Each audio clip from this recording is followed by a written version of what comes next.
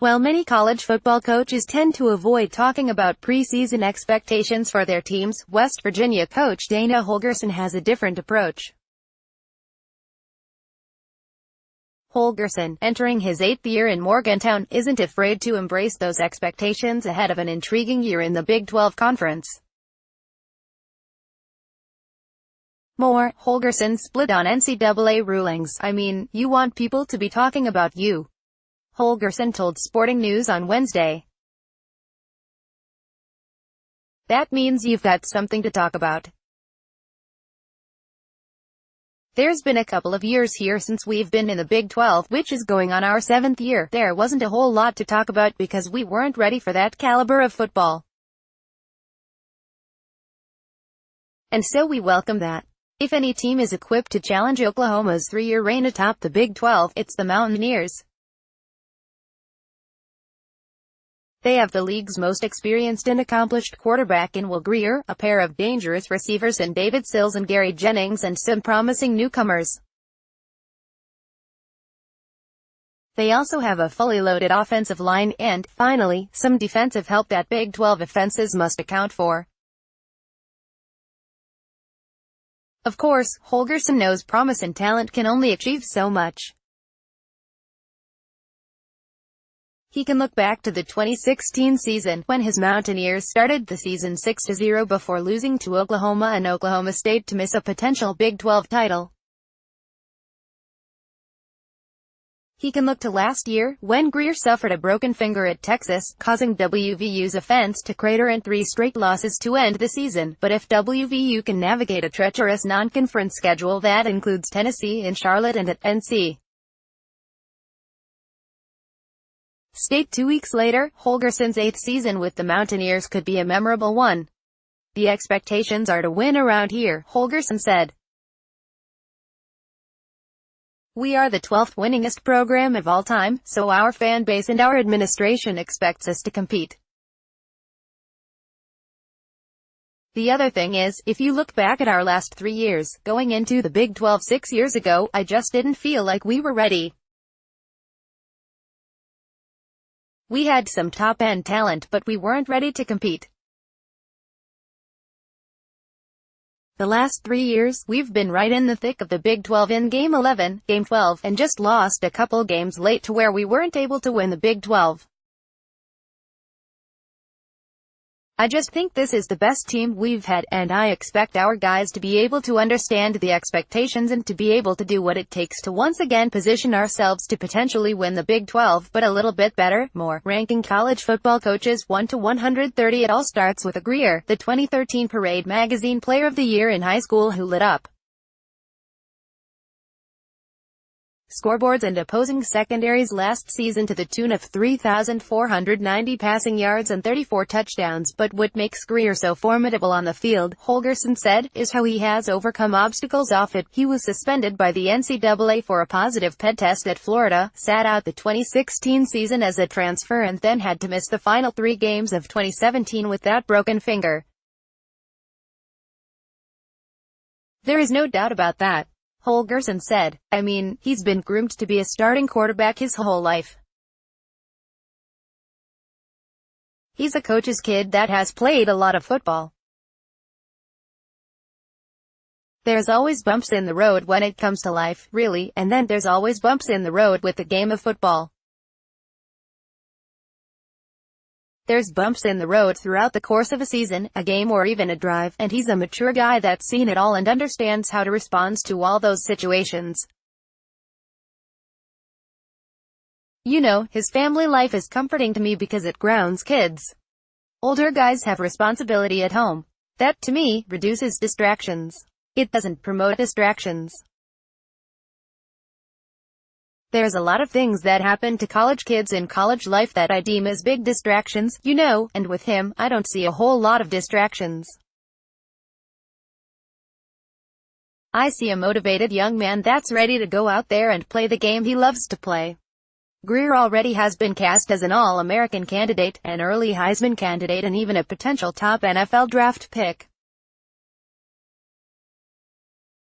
Holgorsen hasn't predicted anything that extreme, but he doesn't mind calling his quarterback the best in the country. Yeah, I haven't really said that very often in my career, but I do think he is that guy. Holgorsen said. I've been around a lot of good ones that have performed at a very high level, and I see that type of player in front of me. I see that type of player in Will. But then I see better people around him.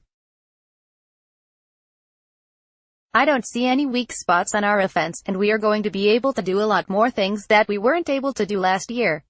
One factor that should bolster Greer's senior year and the WVU offense this season comes from the coaching staff. Offensive coordinator Jake Spavital no longer is offensive coordinator in name only, last year taking over Holgorsen's role as play caller, which should help the offense in 2018. The Mountaineers will miss graduated running back Justin Crawford, a two-time 1,000-yard rusher, but Holgorsen thinks redshirt freshman Alex Sinkfield will replace him nicely. Also, there are 4 starters back on the offensive line, including senior All-American candidate Yadni Kahuste and junior All-Big 12 candidate Colton McKivitz. The Mountaineers' strongest position on offense could be the receiving corps, led by Jennings, who caught 97 passes for 1,096 yards last season, and Sills, an erstwhile quarterback prodigy who caught 60 passes for 980 yards and a nation-leading 18 touchdowns. Alabama transfer receiver T.J. Simmons should fill nicely the role of graduated Carrown White, 61 catches, 1,004 yards, 12 touchdowns. More, ranking Big 12 coaches Holgorsen says WVU's recruiting has gotten better, and he has some high-caliber recruits waiting in the wings. The composite rankings of 247 Sports agrees West Virginia's 2018 class ranked 35th, tying for the program's second highest in Holgorsen era. The bottom line, he said, is that the depth is better, the recruiting is better, and I think overall we are going to be better. Of course, Holgorsen's defense will always have skeptics. After 3 years of marked improvement under defensive coordinator Tony Gibson, the last year's unit took a step back, ranking dead last in the Big 12 in rushing yards allowed, 204.2 yards per game, 7th in scoring defense, 31.5 points per game, and 8th in total defense, 445.5 yards per game. Holgorsen flatly said this year's defense will be better. Yeah, because we've got some good older kids that are already established, he said. My main 2 guys on that side are junior linebacker David Long, which you can't block him, and Raven Henry, who's a 5th-year senior that has played more snaps than anybody, probably when it's all said and done, anybody who's ever played here. You've got 2 really strong leaders, and then you've got better guys around them. 2 of those better guys are graduate transfers on the defensive line. Kenny Bigelow went from Delaware to USC as a top high school recruit, but suffered 2 major knee injuries. He all but gave up football last fall, then successfully filed a hardship appeal for a 6th season of eligibility. Jabril Robinson went from a North Carolina prep star to a regular contributor at Clemson. They will help a defense that looks to become a strength instead of a hindrance in 2018. We took a step back last year, Holgorsen said. The biggest reason why is we did have some turnover, but we replaced those guys with brand new guys. You can't be successful in this league or in Power 5 football if you've got brand new young kids on the D-line, and that's what we had. So we've got some veterans there, then we added some 5th-year guys as well who are physically going to be light years ahead of those younger kids that we had to play with last year.